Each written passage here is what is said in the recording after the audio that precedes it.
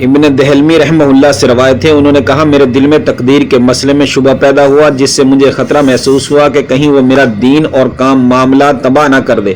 چنانچہ میں حضرت ابی بن کعب رضی اللہ تعالیٰ عنہ کی خدمت میں حاضر ہوا۔ میں نے کہا ابو منظر، میرے دل میں تقدیر کے بارے میں شبہ پیدا ہو گیا ہے، جس سے مجھے اپنے دین اور معاملات کے بارے میں خرابی کا خوف ہے، مجھے اس کے متعلق کچھ فرمائیے، شاید اس سے اللہ تعالیٰ مجھے فائدہ بخش دے۔ حضرت ابی بن کعب رضی اللہ تعالیٰ نے فرمایا اگر اللہ تعالیٰ تمام آسمان والوں اور تمام زمین والوں کو عذاب دینا چاہے تو دے سکتا ہے، یہ اس کا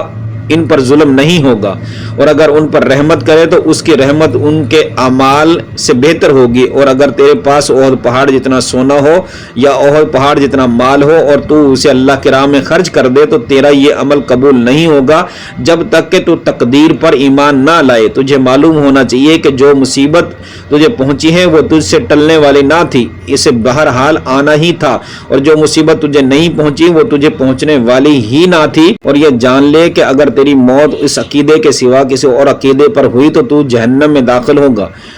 اور اگر تو میرے بھائی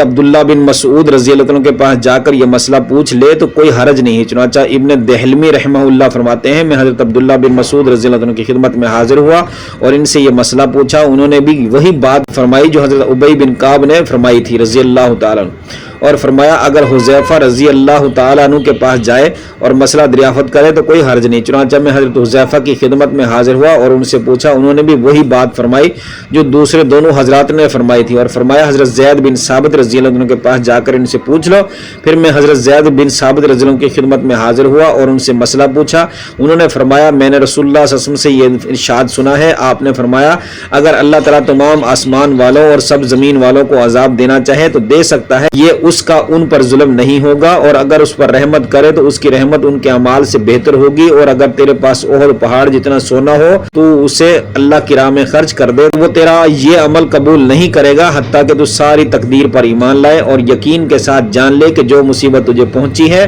وہ تجھ سے ٹلنے والی نہ تھی، اور جو مصیبت تجھے نہیں پہنچی وہ تجھے پہنچنے والی نہ تھی، اور جان لے کہ اگر تیری موت اسی عقیدے کے سوا کسی اور عقیدے پر ہوئی تو جہنم میں داخل ہوگا۔ حدیث کی وضاحت ہے، اس حدیث سے مسئلہ تقدیر کی وضاحت ہوتی ہے کہ اللہ تعالیٰ مالک الملک ہے، اس کے لیے مخلوق کے بارے میں اس کا ہر فیصلہ حق ہے۔ قرآن مجید میں ارشاد ہے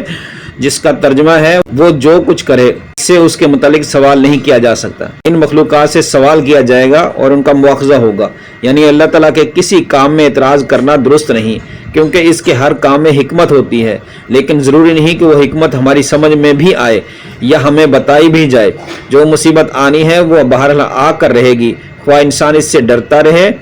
نیکی کا راستہ چھوڑ کر غلط روی بھی اختیار کر لے، اور جو راحت اور نعمت قسمت میں ہے وہ بہرحال ملے گی، اگرچہ اس سے پہلے مشکلات اور مصائب ہی کیوں نہ آئیں۔ اس لیے اللہ پر توکل کرتے ہوئے اس کی رحمت کی امید رکھنی چاہیے، مایوس نہیں ہونا چاہیے۔ ارشاد الہی جس کا ترجمہ ہے اللہ کی رحمت سے نا امید وہی لوگ ہوتے ہیں جو کافر لوگ ہوتے ہیں۔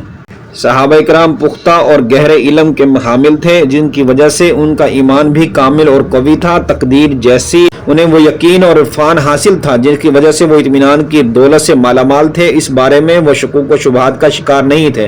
صحابہ کرام رضوان اللہ علیہم اجمعین ایک دوسرے کا احترام کرتے اور ایک دوسرے کے علم کا اعتراف کرتے تھے۔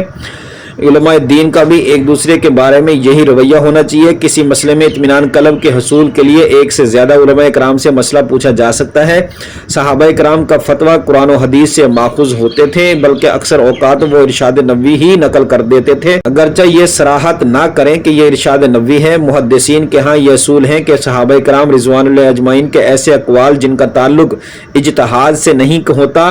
مرفوع کے حکم میں آتے ہیں۔ مثلا اس مسئلے میں دیگر صحابہ کرام نے تو حدیث کی مرفوع ہونے کی صراحت نہیں کی، لیکن حضرت زید بن ثابت رضی اللہ عنہ نے وضاحت فرما دی کہ یہ الفاظ رسول اللہ علیہ وسلم کی زبان مبارک سے نکلے ہوئے ہیں۔ تقدیر کا یہ مسئلہ ایمان کے بنیادی مسائل میں سے ہے، اور تقدیر پر ایمان لانا ایمان کا حصہ ہے۔